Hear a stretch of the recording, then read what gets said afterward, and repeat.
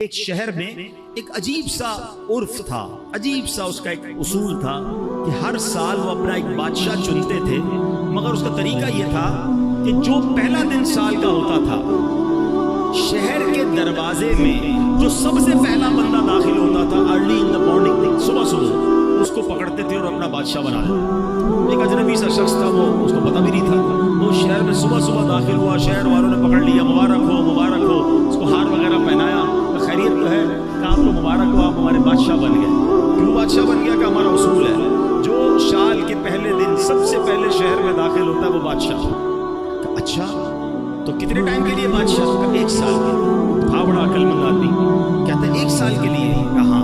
کہ پہلے جو مجھ سے پہلے بادشاہ تھے وہ سارے کہاں گئے؟ کہ وہ 1 سال حکومت کرتے ہیں، پھر ہم ان کو ایک جنگل میں جا کے پھینک کے آ جاتے ہیں، اور اس جنگل کے اندر وہ بھوکا پیاسا مر جاتا ہے، اگر بھوکا پیاسا نہیں مرتا تو سانپ بچھو کھا جاتے ہیں۔ اس نے کہا اچھا۔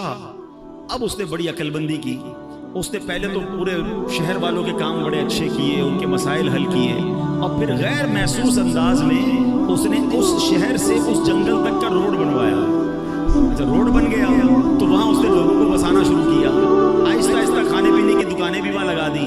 اب جب سال پورا ہوا تو لوگوں کو کہا ٹھیک ہے بھائی میرا ٹائم پورا ہو گیا، مجھے بھی اسی جنگل میں چھوڑ کے آ جاؤ۔ جو شہر کے بڑے لوگ تھے انہوں نے کہا آپ بڑے سمجھدار ہیں، آپ نے اس جنگل بیابان کو بھی شہر بنا دیا، ادھر بھی جناب اتنی رونق کر دی کہ ہم آپ کو ادھر بھی لے کے جائیں گے تو آپ کو کوئی پرابلم نہیں ہوگی، ہمیں ایسے ہی عقل مند بادشاہ کی ضرورت تھی، اب ہم سب نے مل کر فیصلہ کیا ہے آپ ہی ہمارے بادشاہ رہیں گے۔ اب بظاہر میں یہ واقعہ آیا ہے، مگر کیا مجھے اور آپ کو ایک شہر میں نہیں جانا ہے؟ مجھے اور آپ کو ایک اور دنیا میں نہیں جانا ہے جہاں سانپ اور بچھو بھی ہو سکتے ہیں؟ اللہ ناراض ہوا تو قبر میں سانپ اور بچھو بھی تو ہو سکتے ہیں نا۔ جہنم کی آگ اور جہنم کا عذاب کتنا خطرناک ہے، مگر ہم میں سے کون ہے جو اس جہان کو، آخرت کے معاملات کو آسان کرنے کے لیے یہاں سوچ رہا ہے یار یہیں رہ کر میں آخرت